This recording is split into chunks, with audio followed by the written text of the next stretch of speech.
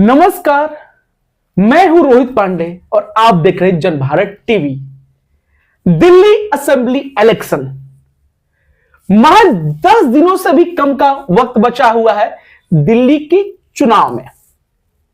इस बार की दिल्ली की चुनाव की जो लड़ाई है वो बहुत ही दिलचस्प है। एक तरफ है अरविंद केजरीवाल की आम आदमी पार्टी, दूसरी तरफ है भारतीय जनता पार्टी और तीसरी तरफ इस चुनाव में बेहद मजबूती के साथ वापसी कर रही है कांग्रेस।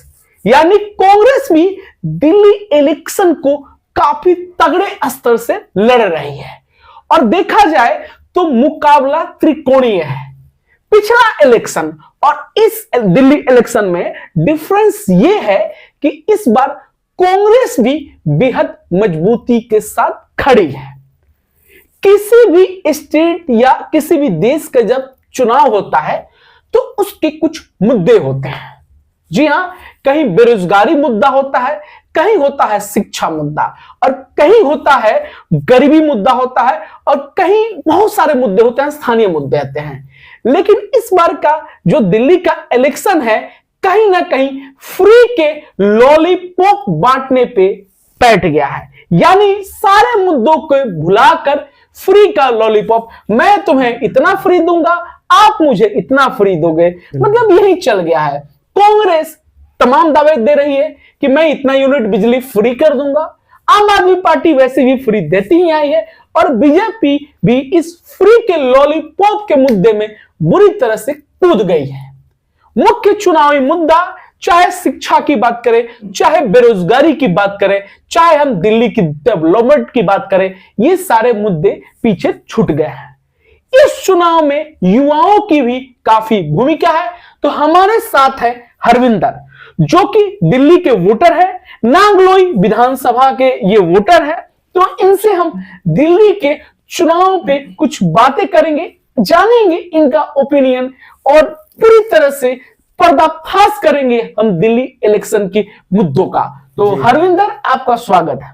धन्यवाद जी भाई। इस बार दिल्ली इलेक्शन जो है वो आपने सही कहा है कि फ्री की रेवड़ियों पे टिका हुआ है। कोई भी सरकार अपनी वैल्यू दिखाने के लिए फ्री देना चाह रहे हैं, सब ये चाह, और केजरीवाल भी यही कह रहे हैं कि जो दोनों सरकार आ रही है जो कि उनकी कॉम्पिटिटर हैं वो भी कहीं ना कहीं फ्री के चक्कर में फंस चुके हैं और वो भी फ्री देना चाह रहे हैं। और वो कह रहे हैं कि केजरीवाल की जो राजनीति है उस पर कहीं ना कहीं असर हो सकता है। मैंने बहुत सारी ग्राउंड रिपोर्ट्स देखी है और इंटरव्यूज देखे हैं, उसमें लगा है भाई आम आदमी पार्टी को इस बार थोड़ा बहुत तो झटका लग सकता है। जो पिछली बार जितनी भी सीटें वो लेके आए थे ना, उससे तो कम ही आएंगी और इस बार जो उनके वोटर्स हैं वो डिवाइड हो गए हैं और वो बंटते हुए नजर आएंगे आपको। और इस बार बहुत बड़े मुद्दे ये उठा सकते थे पर ये उठाए नहीं इन्होंने। बांग्लादेश के जो रोहिंग्या है उनका ये अच्छा मुद्दा उठाया था, पर वो अब पता नहीं उसको इतना हवा में उड़ा दिया है, अब उसके ऊपर इतनी बात नहीं की जा रही। बीजेपी सपोर्टर से मेरा सवाल है कि भाई आप ये बताइए कि आप अलग क्या करेंगे। जो केजरीवाल है उसकी बस थोड़ी बहुत पॉलिश करके वो आपने जनता के सामने रख दिया कि भाई हम ये करेंगे वो करेंगे। रिसेंटली योगी आदित्यनाथ आए थे किराड़ी विधानसभा में, वहां पर बहुत इम्पैक्ट पड़ने वाला है क्योंकि वहां पे जो प्रत्याशी हैं वो बहुत पॉजिटिविटी उनको मिलेगी। आप किसी भी विधानसभा में किसी भी स्टेट का सीएम आता है उसका बहुत बड़ा फर्क पड़ता है और उसके जो वोटर्स हैं उसका जो डिफरेंस है वो बहुत ज्यादा बढ़ जाता है मेरे हिसाब से। तो दिल्ली मेरे हिसाब से इस बार थोड़ी सी खिचड़ी बनने वाली है। और जो कह रहे हैं ना कि हम आम आदमी पार्टी के साथ नहीं है या फिर कांग्रेस के साथ नहीं है, 10 से ऊपर अगर कांग्रेस की सीट आती है, वैसे लोग ये मानेंगे नहीं कि उनकी 10 सीट आएंगी भी सिंगल डिजिट ही रहेगी। अगर कांग्रेस की 10 सीट आ गई तो सरकार आम आदमी पार्टी की नहीं बनेगी, बीजेपी की बनेगी, ये ध्यान रख लेना। पर अगर आप हवा की तरफ देखें, वो ये चल रही है कि भाई कहीं ना कहीं सरकार तो आम आदमी पार्टी की ही बनेगी, चाहे सीट कमाए जो मर्जी हो। बट आम आदमी पार्टी इस समय भी बहुत मजबूत है क्योंकि बीजेपी जो है भाई जनता से ठीक तरीके से नहीं जुड़ पा रही है। क्योंकि हमारे यहाँ रिसेंटली मैंने देखा था कि तीनों पार्टियों के अपने जो अपनी पावर दिखाते हैं उसमें भी डिफरेंस दिख रहा था। बीजेपी जीतनी चाहिए, चाहे उनका जो मुद्दा हिंदूवादी मुद्दा तो उनको रहता ही है कि हाँ, जैसे कि आपने उनकी नीतियों में भी देखा होगा कि वो उन्होंने सिलेंडर देने की बात करी होली और दिवाली पे, जी हाँ उससे लोग काफी प्रभावित हुए। बट जो ये 2500 रुपए फ्री वाला जो सीन था ना, वो थोड़ा सा उनको डिस्ट्रैक्ट कर सकता है कि आपकी अपनी विचारधारा क्या है, कि आप भी 2500 रुपए दोगे, फिर आप में और केजरीवाल में फर्क क्या है। केजरीवाल की नीतियों का इसलिए विरोध हो रहा है कि उसने सिर्फ कहा है, और इस बार आप उसका टारगेट देखिए, क्या उसने यूथ को टारगेट किया, उसने कोई पर्सन छोड़ा ही नहीं कि हाँ भाई आप उसके जो लाभ देगा आप उससे बच जाओ।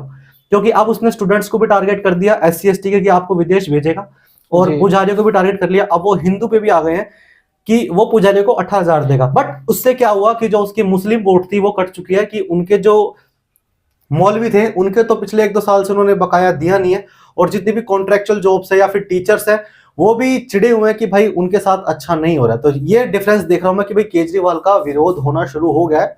बीजेपी सपोर्टर नहीं है, एक हो कि आप बीजेपी को सपोर्ट कर रहे हो, आपका विरोध करना जायज है, बट आप किसी पार्टी को सपोर्ट नहीं कर रहे। कई आपके जो कट्टर थे वो भी आपके खिलाफ हो गए हैं, क्योंकि स्वाति मालीवाल वाला मुद्दा आ गया है, जी। क्योंकि ये रमेश बिदूड़ी के खिलाफ हो रहे थे।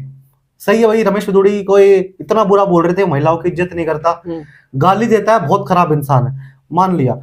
आपके जो पीए थे केजरीवाल के जो पीए थे, उन्होंने क्या किया था स्वाति मालीवाल के साथ। स्वाति मालीवाल बिल्कुल भी अच्छी ना हो, जैसी मर्जी हो, बट आपने महिला सम्मान बहुत अच्छा दिखाया है। अब उस महिला सम्मान से आप क्या एक्सपेक्ट करोगे, वो दिल्ली में महिलाओं की इज्जत करवाएगा या फिर महिलाओं को वो इज्जत देगा जो आपको देनी चाहिए? जी ये डिफरेंस लगा मेरे को। आपकी बात बिल्कुल जायज है।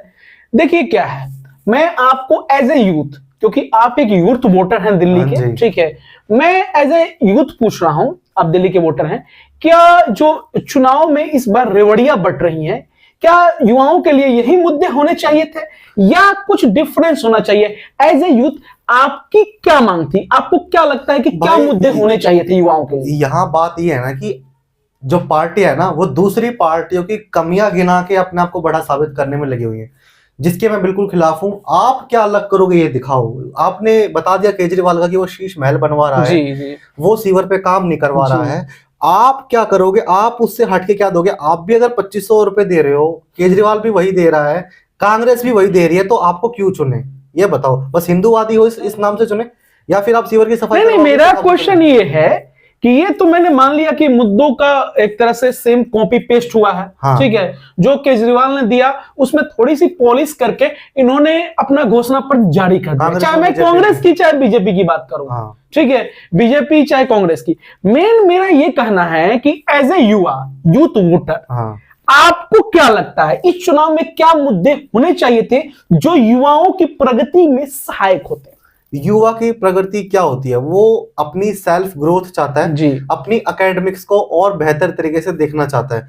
भाई जैसे हम पहले देखते थे कि आप 8th आपके जो स्कूल टाइम्स होता है ना, आपके स्कूल जी। में एजुकेशन की जो क्वालिटी है उसमें ग्रोथ मैं देखना चाहता हूं, कि चाहे आपका गवर्नमेंट स्कूल हो या प्राइवेट स्कूल हो, उसमें ये बदलाव देखना है कि जो टीचर्स हैं उनकी जो क्वालिटी है वो थोड़े से हाई स्टैंडर्ड हो। बिहार की जो एजुकेशन वो है क्यों इतनी बदनाम है, आप जानते हो कि वहां पे जो टीचर्स आ रहे हैं वो किस तरीके से आ रहे हैं, गवर्नमेंट जॉब की वैल्यू वहां क्यों खत्म हो रही है बिहार में? यही रीजन है कि वहां धांधली चल रही है और नॉन डिजर्विंग बंदे वहां पे बैठ जाते हैं। इसलिए मेरे कुछ दोस्त हैं जो कि ना चाहते भी भाई वहां पे गवर्नमेंट जॉब के लिए अप्लाई नहीं कर सकते। आप चाहे कितने ही अच्छे नंबर लिया हो, कितनी अच्छी रेपुटेशन हो, आप उस सब्जेक्ट के मास्टर हो, बट फिर भी आप सिलेक्ट नहीं हो रहे हो। और सिलेक्ट कौन हो रहा है ये सब आप जानते ही हो। दिल्ली में जो एक तो है कि युवा का विकास बहुत जरूरी है, क्योंकि हमारे देश में जो है वो बेरोजगारी बहुत बढ़ी हुई है जी। और लोगों को ये मिथ है कि बेरोजगारी को सिर्फ एक चीज मिटा सकती है, वो है आपकी गवर्नमेंट जॉब। कि स्टूडेंट्स ये डिमांड करते हैं कि गवर्नमेंट जॉब है ना वो बढ़ा दो और सीट्स बढ़ा दो, किसी भी जाति की होगी या फिर जनरल ओबीसी SST, सिर्फ वही एक निजात समझते हैं कि हाँ उस DSSB वगैरह के आप सीट्स बढ़ा दो या फिर SSC की सीट्स बढ़ा दो, उसका निजात हो जाएगा। बट मैं इससे कहीं ना कहीं इत्तेफाक नहीं रखता हूं। मैं मानता हूं कि आपको हर एक युवा को एक स्किल्स सिखानी चाहिए और ट्रेंड के हिसाब से। जैसे स्किल्स क्या चल रही है हमारी, बेसिक चल रहा है, एक्सेल चल रही है, ये 10 साल पहले का था भाई। आज भी जो इंस्टीट्यूट है वो ये एक्सेल वेक्सेल के पीछे पड़ा हुआ है, आज तो या फिर AI tools MS काफी ऑफिस आ है। गया है, यस, मैं बिल्कुल, कह रहा हूँ कि बिल्कुल। आप जो PM इंटर्नशिप की थी वो बहुत अच्छी थी। उनकी सोच को मैं सलाम करता हूँ कि हाँ भाई उन्होंने एक ऐसा स्किल सेक्टर स्टार्ट किया जो कि युवाओं को आगे बढ़ाएगा। जी। उस टाइम के हिसाब से 2014 के टाइम पे एक्सेल या फिर जो आपका एमएस ऑफिस था, इसकी डिमांड बहुत थी, बट अब जो टाइम आ चुका है वो आ चुका है मशीन लर्निंग का और टेक्निकल स्किल्स का। जी, ये तो बेसिक चीजें हैं, एक्सेल हो गई, वो एमएस ऑफिस हो गया। आपको वर्सटाइल बनना पड़ता है, आपको एआई की नॉलेज होनी चाहिए। आजकल जॉब लेना भी काफी कठिन हो गया। मैं गवर्नमेंट जॉब की बात नहीं कर रहा हूं, प्राइवेट जॉब भी जॉब्स है, इंडस्ट्री है, आईटी इंडस्ट्री है, कई सारी तमाम इंडस्ट्री है, एजुकेशन इंडस्ट्री है। सपोज कई सारे एप्लीकेशन बेस्ड एजुकेशन वेबसाइट्स हैं, हाँ। जहां पे क्या है कि वो लोग भी रिक्रूटमेंट करते हैं। आजकल यूथ को मौका देते हैं, इंजीनियर्स तक को मौका देते हैं, लेकिन वहां क्या है, एआई टूल्स आ गए हैं। जेमिनी, गूगल जेमिनी है, हाँ जी। आपके चैट जीपीटी है, ये तमाम एआई टूल्स की नॉलेज होना भी काफी इंपॉर्टेंट हो गया है। क्योंकि आजकल सबको कैंडिडेट क्या चाहिए, स्मार्ट चाहिए। जैसे सपोज क्रिकेट में आप देखते हो T20 क्रिकेट में ऑलराउंडर्स की भूमिका काफी बढ़ गई है, हर कोई ऑलराउंडर चाहता है। टीम इंडिया में चाहे जैसे बॉलरों को नहीं मौका मिलता है,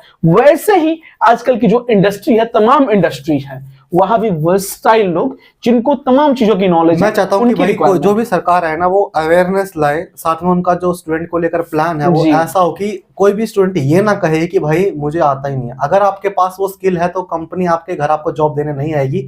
आप अपने उस स्किल्स को उस कंपनी में आप अपना पूरा डाटा लेकर जाओगे, तब वो आपको सोचेंगे कि हाँ भाई आपको लेना चाहिए या फिर नहीं लेना चाहिए। तो स्टूडेंट को मैं चाहूँ भाई वो ज्यादा गवर्नमेंट पर डिपेंड ना रहे, फिर गवर्नमेंट को ये करना चाहिए हर स्टूडेंट तक पहुंच के, जैसे आपने पीएम इंटर्नशिप या फिर पीएम स्किल्स योजना चलाई थी ना, उस हिसाब से चलानी चाहिए। अब मेरा आपसे क्वेश्चन है, कई सारे लोग अभी भी दिल्ली में बेरोजगार हैं जी। तो जो नई गवर्नमेंट आती है, सपोज चाहे किसी की भी बने, बीजेपी बने, आम आदमी पार्टी की बने, चाहे बने कांग्रेस की, उनको बेरोजगारों की मदद के लिए क्या स्कीम लानी चाहिए, किस प्रकार से उनकी हेल्प होनी चाहिए? इसका आंसर मैंने आपको थोड़ी देर पहले भी दिया था कि स्टूडेंट को अवेयरनेस नहीं है, क्योंकि वो स्कूल, घर, इंस्टीट्यूट सिर्फ इसके बीच में ही रह गए हैं। उनको अवेयरनेस ही नहीं कि उनको 10th के बाद क्या करना है, फिर 12th के बाद क्या करना है, बीए, बीएससी, बीकॉम, बस इसके बीच में ही उलझ के रह जाते हैं। फिर ग्रेजुएशन हो जाती है, ग्रेजुएशन के बाद फिर वो उनका एक पेपर मात्र रह जाता है। इसीलिए स्टूडेंट के सामने एक अच्छा रोड मैप तैयार होना चाहिए। कोई भी गवर्नमेंट आए वो हर स्कूल में जाके या फिर कॉलेज में जाके अवेयरनेस फैलाए, मार्गदर्शन करें। यस, कि आप ये कर सकते हो या फिर वो कर सकते हो, घबराने की जरूरत नहीं है। अगर आप कहीं जॉब नहीं करना चाहते, आप अपना बिजनेस स्टार्ट कर सकते हो। बस आपके अंदर वो लगन होनी चाहिए कि आप ग्राउंड लेवल से उठ के कोई भी बिजनेस स्टार्ट कर पाओ मेरे हिसाब से। बट ये जो सरकार है ना भाई, कोई भी गवर्नमेंट हो, ये तीनों गवर्नमेंट है, इनका मैंने देख लिया कि भाई ये जो है बस आपको एक वोट बैंक की तरह देख रहे हैं। अभी इलेक्शन आ गया, अब सब आपको पूरी तरीके से आपके पैरों में गिड़गिड़ा रहे हैं कि आपके लिए कुछ भी कर देंगे, ये कर देंगे, वो कर देंगे। कोई भी सरकार आती है, गवर्नमेंट जीतती है चुनाव, उसके बाद उसका क्या रवैया होता है, उसके बाद कैसे वो देखती है, ये मायने रखता है। क्योंकि पिछले 10 साल से भाई, आप अगर मैं केजरीवाल की भी बात करूं, इनके आप सारे मुद्दे उठा लीजिए। इनका सबसे पहला मुद्दा था कि ये स्कूल बनवाएंगे, ठीक है, स्कूल बनवाए, और शायद जो मैं जितनी मैंने रिपोर्ट्स देखी, इन्होंने क्लासरूम्स बनवाए हैं, स्कूल बनवाए, पर उतने नहीं बनवाए जितने इन्होंने कहा था। उस टारगेट का ये आधा भी पूरा नहीं कर पाए।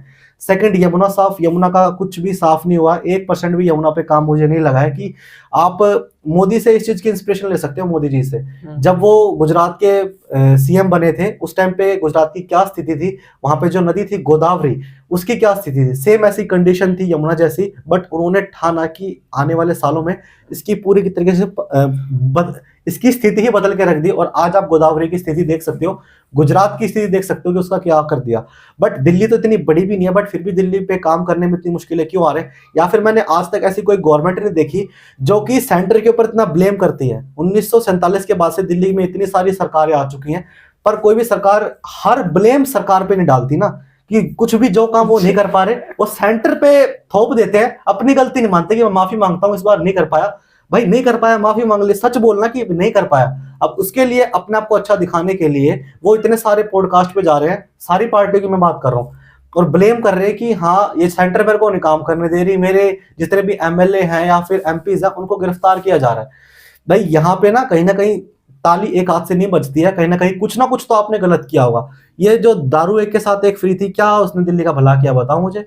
ऊपर से अभी भी इन पे हाँ। आरोप है, ठीक है। और आरोप के बाद उन्होंने क्या किया, चाल चला, हाँ। उन्होंने सीएम चेंज कर दिया। आतिशी को केजरीवाल तो सीएम बन नहीं सकते। नहीं नहीं, आतिशी को सीएम बना दिया। और उनके कई जो बयान आए होंगे, कई इंटरव्यू आपने देखा होगा, जहां केजरीवाल से ये पूछा गया कि अगर आप इलेक्शन जीतते हैं दोबारा जी, तो आप सीएम कौन बनेगा, क्या आतिशी बनेगी? तो केजरीवाल ने एक ही जवाब दिया कि नहीं, सीएम तो मैं ही बनूंगा और ये इलेक्शन मेरे ही नाम पे, मेरे ही चेहरे पे लड़ा जा रहा है। ऐसा केजरीवाल का बयान है। कैसे भाई? उसने शायद गाइडलाइंस नहीं पड़ी सुप्रीम कोर्ट की। सुप्रीम कोर्ट की गाइडलाइंस बाद में है, इसका मतलब आप सुप्रीम कोर्ट मानते नहीं हो, क्योंकि दावे तो कर रहे हो कि सीएम तो मैं ही बनूंगा। बिल्कुल, कुछ भी हो जाए सीएम मैं ही बनूंगा। तो आतिशी को 2 मंथ के लिए, 3 मंथ के लिए जो आपने सीएम बनाया, वो क्या था? भाई दोहरी मानसिकता तो इनकी भी है। आप ये भी कोई वो नहीं है कि हाँ भाई यही सही है, क्योंकि भाई आम आदमी पार्टी जो है उसका फेस क्या है? आप पंजाब में आम आदमी पार्टी की स्थिति देख रहे हो कि उनके हाथ में अगर पुलिस आ जाए तो वो क्या कर देंगे। ये तो आपने देख ही लिया कि पंजाब में कितनी अच्छी व्यवस्था चल रही है, कि वहां पे इतने ज्यादा क्राइम्स हो रहे हैं, क्राइम रेट आप देख सकते हो वहां पे कितने ज्यादा बढ़ चुके हैं। क्यों पंजाब के लोग बाहर भाग रहे हैं? अभी भी जा रहे हैं पंजाब के, बहुत जो पंजाब के लोग हैं अदर कंट्रीज में ज्यादा जाना पसंद कर रहे हैं, क्योंकि वहां पे जो जॉब्स है वो है ही नहीं। एक बात, जब आम आदमी पार्टी आई थी, जब पहली बार सरकार बनी, इन्होंने तमाम दावे किए कि हम लोग एकदम शांति से रहेंगे, आम आदमी की तरह रहेंगे, कोई सुविधाओं का उपभोग नहीं करेंगे। लेकिन परिस्थितियां इसके विपरीत है। आप टीवी पर भी देखते होंगे, अभी पंजाब का जो एड आ रहा है स्कूल बस शुरू होने का, लगातार 5-5 मिनट, 3-3, 4-4 मिनट के एडवर्टीजमेंट इनके आ रहे हैं। आप बैनर होर्डिंग आप देखो, इस इलेक्शन में मैंने कई जगह विजिट किया, मैं देख रहा हूं तमाम गलियों में हर जगह आम आदमी पार्टी के होर्डिंग्स लगे हुए हैं। चुनाव में खर्चा भरपूर है, ठीक है। पहले तो ये लोग यही आरोप बीजेपी पर लगा देते, कांग्रेस में लगा देते, लेकिन मेरे अकॉर्डिंग, मैं अपना रिव्यू बताता हूं भाई, जो भी पॉलिटिक्स में आया ना, वो वहीं का रह गया। पॉलिटिक्स में तमाम झूठे वादे करना, ठीक है, लोगों पे आरोप प्रत्यारोप लगाना, कहीं ना कहीं सारी पार्टियों का यही काम कहीं ना कहीं होता है। और आम आदमी पार्टी भी किसी दूध की धुली नहीं है, ना ही भारतीय जनता पार्टी है, ना ही कांग्रेस जो इस चुनाव में लड़ रहे हैं। अब हम लोग जो फाइनल क्वेश्चन पे आते हैं, हमारा फाइनल क्वेश्चन है प्रेडिक्शन इलेक्शन की लगाना, ठीक है। क्योंकि देखो, तीनों ही पार्टी हैं जो प्रमुख पार्टियां जो कि इलेक्शन में है, चुनाव में इस बार जो आपस में लड़ रही हैं, Indian national Congress, Bharatiya Janata party और तीसरी आम आदमी पार्टी, सबने फ्री की रेवड़ियां बांटने का दावा किया है अपने अपने हिसाब से, थोड़े बहुत चेंजेस करके, यानी सबने दावे किए ही हैं फ्री के। तो आपको क्या लगता है इस फ्री के दावे के बीच कौन बनेगा दिल्ली का किंग? आखिरी प्रेडिक्शन, और क्यों बनेगा किंग? अपनी राय जरूर दीजिए। भाई मेरे हिसाब से तो आम आदमी पार्टी ही वापस आ रही है दिल्ली में। हल्का फुल्का फर्क पड़ सकता है, बट इतने बुरे तरीके से नहीं कि आम आदमी पार्टी यहाँ पे कुछ सीट ना निकाल पाए। हालांकि वो आपको दिखेगी कम से कम मेरे हिसाब से 35 सीट, 35 से 40 तो कम से कम आम आदमी पार्टी पहुंच सकती है मेरे हिसाब से। 10-10, 12-12 सीट। क्यों, मतलब वो क्यों लग रहा है कि आम आदमी पार्टी जीतेगी? उसके पीछे की बड़ी वजह है ना कि भाई आम आदमी पार्टी जो है ना, उन्होंने जो है मध्यम वर्गीय और जो गरीब वर्ग का जो तबका है उस पर अपनी पकड़ बहुत जबरदस्त नहीं, तो मेरा क्वेश्चन है कि आपके अकॉर्डिंग मध्यम वर्ग चाहे निम्न वर्ग पे इन्होंने गरीबों पे बहुत ज्यादा प्रभाव बनाया है, तो जो कांग्रेस इनसे बेटर दावा कर रही है कि लाइक हम और ज्यादा प्रॉफिट देंगे, जिसमें गरीबों का और ज्यादा भरा हो रहा है, चाहे बीजेपी कर रही है, तो क्या सब वोटर्स उनकी तरफ क्यों अट्रैक्ट नहीं हो सकते? कांग्रेस की तरफ मैं बता रहा हूँ ना, कांग्रेस की तरफ जो व्यापारिक तबका है या फिर मुस्लिम तबका है वो जा सकता है कांग्रेस की तरफ मेरे हिसाब से।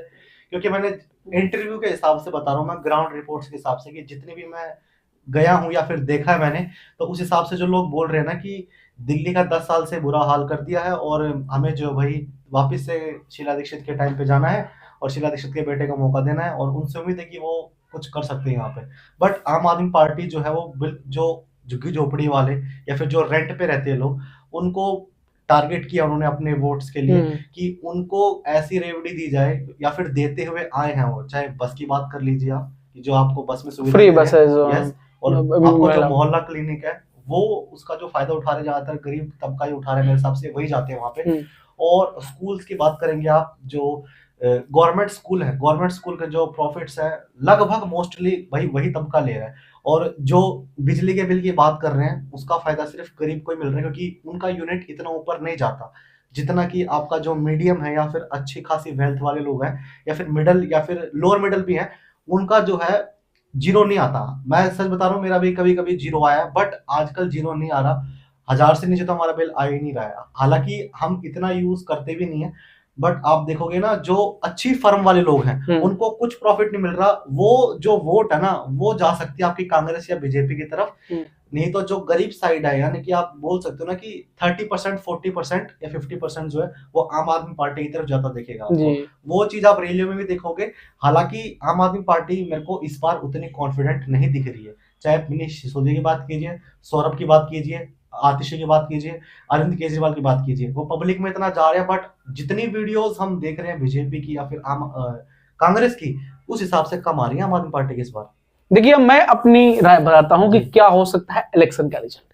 सबसे पहले फ्री की रेवड़ियां बांटने का काम तीनों ही पार्टियों ने किया है। तीनों ही पार्टियों ने अपने घोषणा पत्र में फ्री यानी मुफ्त में बिजली, पानी ये सब देने का दावा किया है। अपने अपने हिसाब के यूनिट तय किए हैं।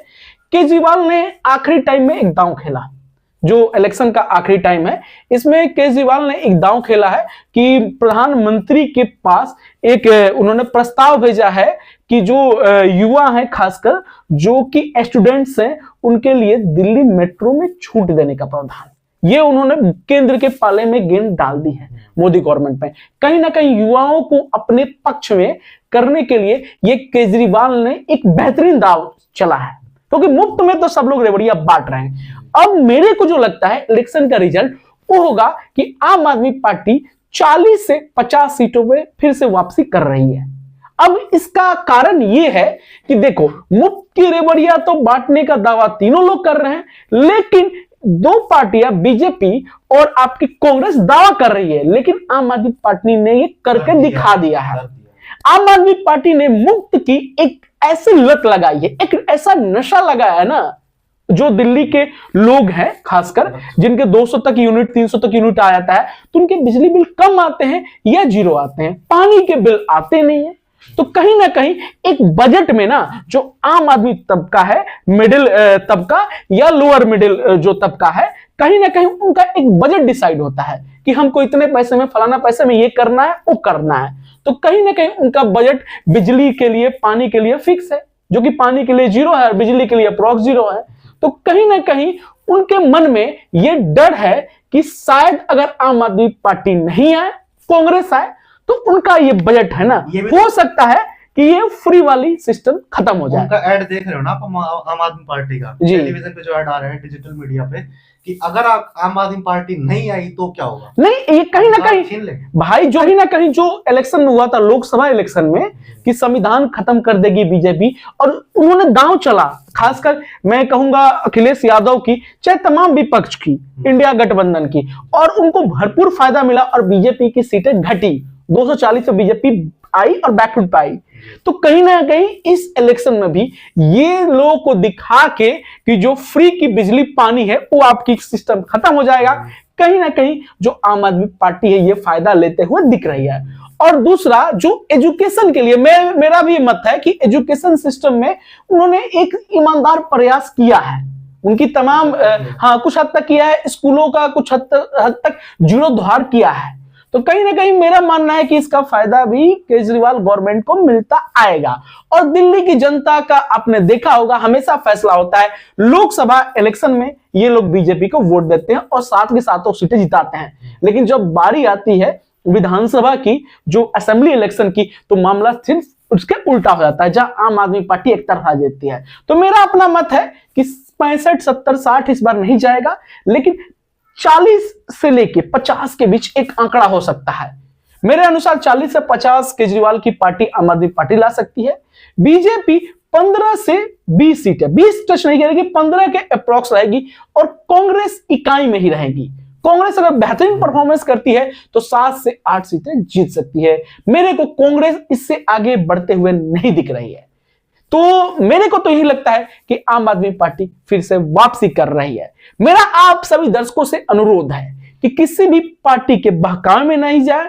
आप अपने कैंडिडेट को देखिए, आप उनके कामों को देखिए, आप उनकी क्वालिटी देखिए कि क्या वो काबिल है या नहीं, और एक काबिल कैंडिडेट को आप जिताइए पार्टी से ऊपर उठ के। तो आप सबको अगर हमारा यह वीडियो अच्छा लगे तो इस वीडियो को ज्यादा से ज्यादा शेयर कीजिए। अगर वीडियो आप YouTube पर देख रहे हैं तो इस चैनल को जरूर सब्सक्राइब कीजिए। वीडियो अगर फेसबुक पर देख रहे हैं तो हमारे इस पेज को फॉलो अवश्य करें। और अब मेरे को और हरविंदर को आप दीजिए इजाजत। मिलते हैं फिर से एक नए वीडियो के साथ। नमस्कार।